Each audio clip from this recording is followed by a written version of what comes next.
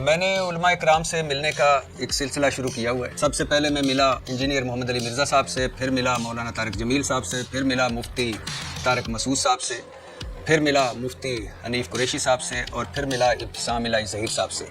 اور آج میں کراچی میں ہوں شہنشاہ حسین نقوی صاحب کے پاس. شیعہ مسلک یا شیعہ فرقہ کب وجود میں آیا؟ شیعہ مسلک کی بنیاد رسول اللہ صلی اللہ علیہ وآلہ وسلم نے ڈالی کہ جب آپ نے ارشاد فرمایا یا علی انت و شیعتک هم الفائزون. ایک تاثر ہے کہ ایران یہاں شیعہ اکابرین اور تنظیموں کو فنڈ کرتا ہے. آپ کو کبھی فنڈنگ ملی ہے؟ جو کچھ آپ کر رہے ہیں اہل بیت اور امام خوش ہوں گے سب دیکھ کر. مثال کے طور پر یہ ماتم، یہ سینہ کوبی، یہ زنجیر زنی، یہ تعزیے، یہ ذوالجناح، یہ جنازے، کوئی کوئلوں پر چل رہا ہے، کوئی خود کو لہولہان کر رہا ہے. ملا یازر الفقیہ یہ آپ کی بڑی کتاب. اس کتاب میں ہے کہ کالا لباس فرعون کا لباس. جی ٹھیک ہے. آپ صحیح مسلم، صحیح بخاری، جامعہ ترمذی، سنن ابی داؤد، سنن نسائی، سنن ابن ماجہ، مطلب سیاہ ستہ کو مانتے ہیں؟ بالکل مانتے ہیں. حسن اللہ یاری سے آپ لوگوں کا کیا اختلاف ہے؟ حسن اللہ یاری ایک یوٹیوبر ہیں، ان سے ہمارا اختلاف موٹا سا ہی ہے کہ وہ نہ صرف سنی شیعہ میں جھگڑا ڈلوا رہے ہیں بلکہ شیعہ شیعہ میں بھی جھگڑا ڈلوا رہے ہیں. کیا یہ سچ ہے کہ امام مہدی حاضر ہو کر جب آئیں گے ظاہر ہوں گے، ظہور پذیر ہوں گے، صحابہ کو قبروں سے نکال کر حد لگائیں گے؟ کچھ کتابوں میں چیزیں ہیں کہ امام مہدی جب آئیں گے تو قرآن لے کر آئیں گے. قرآن نہیں ہے، وہ قرآن لے کر نہیں آئیں گے، وہ تفسیر قرآن لے کر آئیں گے جو مولا علی نے لکھی. ابھی جس کو آپ رد کر رہے ہیں یہ آپ کے شیعہ مورخین نے خود لکھا ہوا ہے. نہیں، وہ لکھا ہوا ہے مگر وہ سمجھے نہیں بات کو. شیعہ مورخین نہیں سمجھے. یقیناً جو غلط سمجھے گا تو غلط ہو جائے گا، تو ہم اس کے اوپر دین تو اپنا مذہب قربان تو نہیں کریں گے کسی ایک فرد کو. جی. غلط سمجھے. ابو لولو فیروز یہ امیر المومنین حضرت عمر فاروق رضی اللہ تعالیٰ عنہ کا قاتل. ایران میں علامتی مزار ہے، لوگ آتے ہیں، زیارت کرتے ہیں، دعائیں مانگتے ہیں. شیعہ اسے بابا شجاع الدین دین کا بہادر سپوت قرار دیں. 2010 میں مسلمان علماء کی عالمی تنظیم نے اپیل کی کہ ابو لولو فیروز کا مزار مسمار کر دیا جائے، مگر ایرانی حکومت نے ماننے سے انکار کر دیا. شیعہ علماء نے تو کہا کہ یہ امیر المومنین حضرت علی رضی اللہ تعالیٰ عنہ کے شیعوں میں سے تھا. اصل اذان بھی اس میں لکھی ہے جس میں یہ علی ولی اللہ خلیفہ بالفصل نہیں ہے. اللہ اکبر اللہ اکبر اللہ اکبر اللہ اکبر اشہد ان لا الہ الا اللہ اشہد ان لا الہ الا اللہ اشہد ان محمد رسول اللہ اشہد ان محمد رسول اللہ حی علی الصلاۃ حی علی الصلاۃ حی علی الفلاح حی علی الفلاح حی علی الخیر العمل حی علی الخیر خیر العمل اللہ اکبر لا الہ الا اللہ.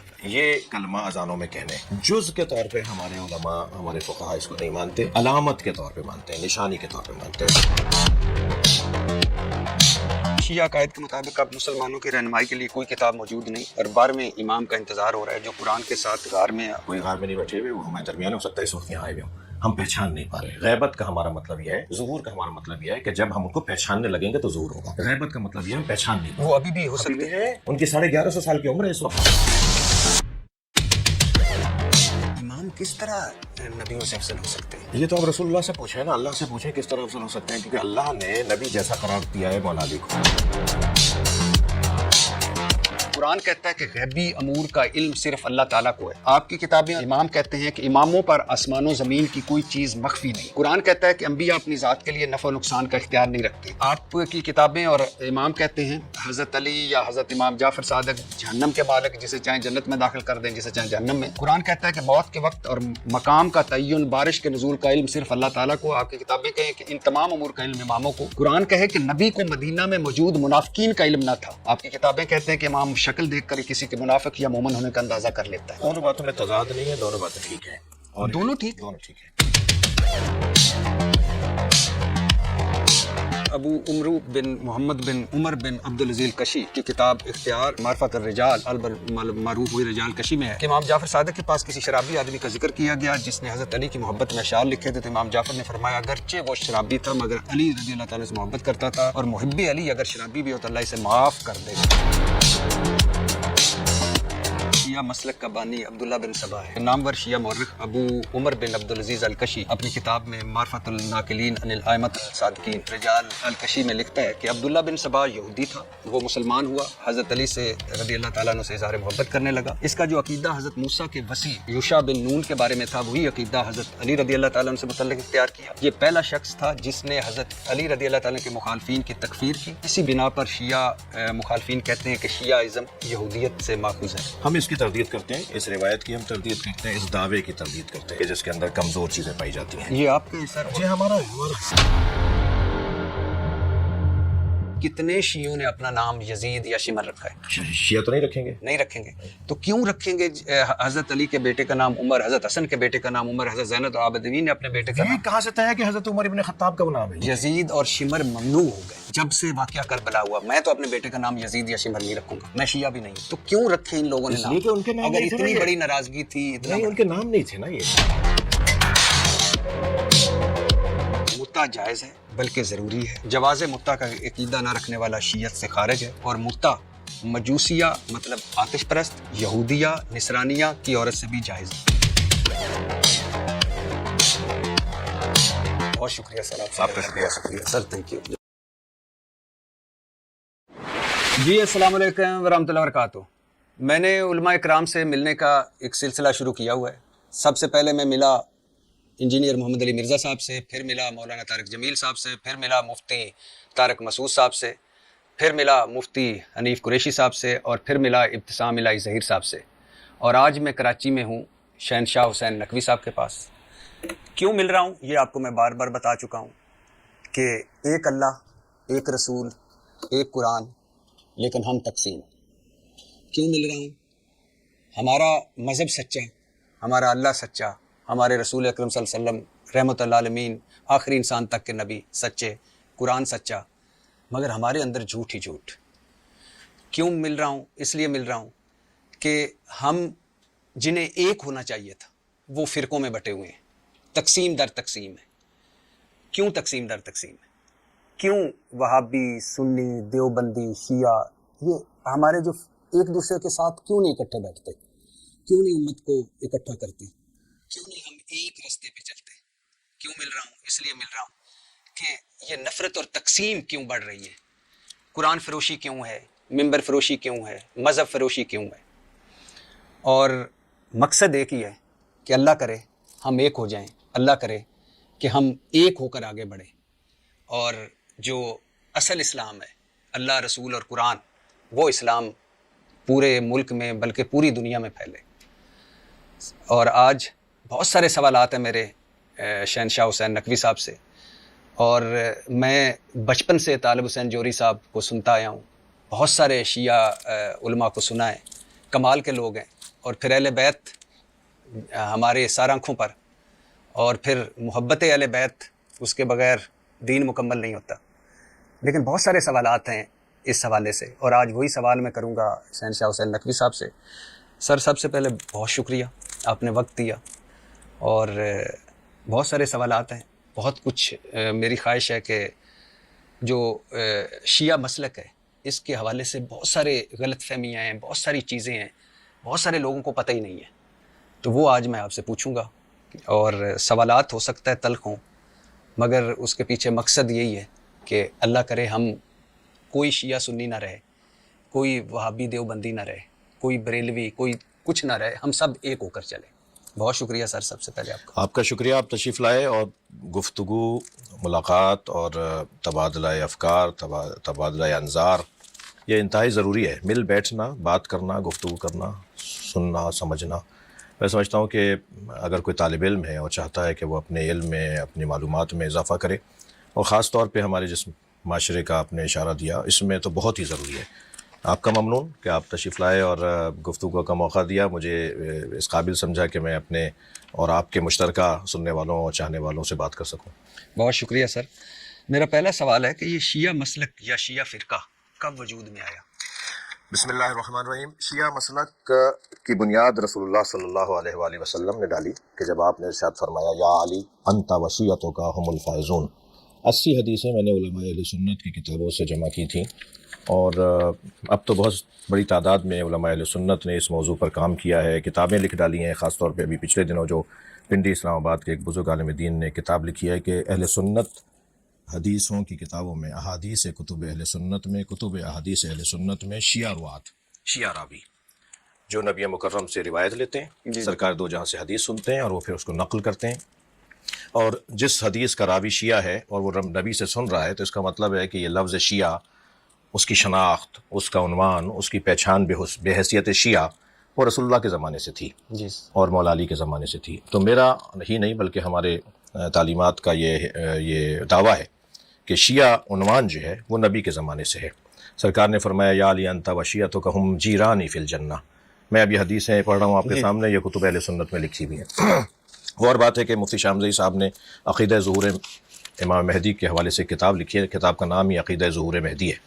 اس میں وہ لکھتے ہیں کہ اس عقیدے کو صرف شیعہ حضرات ہی نہیں بلکہ اہل سنت بھی امام مہدی کا عقیدہ رکھتے ہیں. اور پھر اس میں انہوں نے روات کا ذکر کیا اور جرح و تعدیل کیا راویوں کے اوپر، اور اس کے بعد انہوں نے فرمایا کہ اس میں بعض راوی شیعہ ہیں جنہوں نے اس عقیدے کو نبی سے نقل کیا ہے. تو پھر وہ لکھتے ہیں کہ ہاں یاد رہے کہ آج کا شیعہ اور اس وقت کے شیعوں میں فرق ہے. تو یہ ایک علیحدہ بحث ہے کہ آپ ظاہر ہے ہر شیعہ، ہر سنی، ہر مسلمان، ہر انسانی مختلف ہوتا ہے، کوئی کسی جیسا نہیں ہوتا. لیکن یہ کہنا کہ بعد کی ایجاد ہیں یا بعد میں کوئی مذہب بنا، مسلک بنا، نہیں. ہمارا دعویٰ ہے کہ سب سے پہلا عنوان ایک اچھا مسلمان، ایک بہترین اسلام کی تصویر تشیع ہے. لیکن سر شیعہ کتابوں میں ہے کہ شیعہ مسلک کا بانی عبداللہ بن سبا ہے. میں ابھی آپ کو بتاتا ہوں کہ نامور شیعہ مورخ ابو عمر بن عبدالعزیز الکشی اپنی کتاب میں معرفت الناقلین عن الائمۃ الصادقین جو المعروف رجال الکشی میں لکھتا ہے کہ عبداللہ بن سبا یہودی تھا، وہ مسلمان ہوا، حضرت علی سے رضی اللہ تعالیٰ عنہ سے اظہار محبت کرنے لگا. اس کا جو عقیدہ حضرت موسیٰ کے وصی یوشع بن نون کے بارے میں تھا، وہی عقیدہ حضرت علی رضی اللہ تعالیٰ عنہ سے متعلق اختیار کیا. یہ پہلا شخص تھا جس نے حضرت علی رضی اللہ تعالیٰ عنہ کے مخالفین کی تکفیر کی. اسی بنا پر شیعہ مخالفین کہتے ہیں کہ شیعہ ازم یہودیت سے ماخوذ ہے. جی، ہم اس کی تردید کرتے ہیں، اس روایت کی ہم تردید کرتے ہیں، اس دعوے کی تردید کرتے ہیں. اس کی وجہ یہ ہے کہ یہ اگر آپ احادیث کی کتابوں میں اختلافی احادیث یا نوادر احادیث یا مجعول حدیث یا جعلی اور موضوع احادیث کا سلسلہ شروع کریں گے تو کوئی بھی مسلک بچا ہوا نہیں ہے کہ جس کے اندر کمزور چیزیں پائی جاتی ہیں. یہ آپ کا ہے سر؟ جی ہمارا ہے.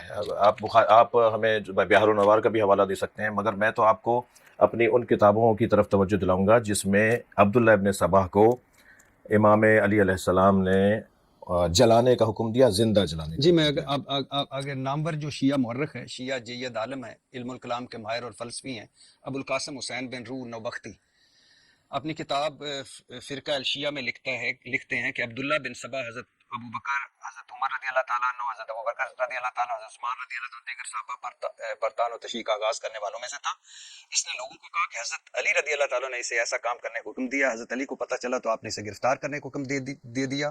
اسے گرفتار کر کے لایا گیا. اعتراف کرنے پر حضرت علی نے اسے قتل کرنے کا حکم دیا، مگر لوگوں نے کہا کہ امیر المومنین ایسے شخص کو قتل نہ کریں جو اہل بیت سے محبت کی طرف لوگوں کو بلاتا ہے، جس پر حضرت علی رضی اللہ عنہ نے اسے جلا وطن کر کے ایران کے شہر مدائن کی طرف بھیج دیا. جی ہمارا یہی کہنا ہے کہ یہ شخص ضرور تھا، ایک وجود ہے اس کا، مگر نہ ہماری کسی کتاب میں، یعنی میں موٹی دلیل دے رہا ہوں، اگر عبداللہ ابن سبا ہمارا بانی ہے تو ہم اسے حدیثیں لیں نا، ہم اسے روایات کو نقل کریں نا.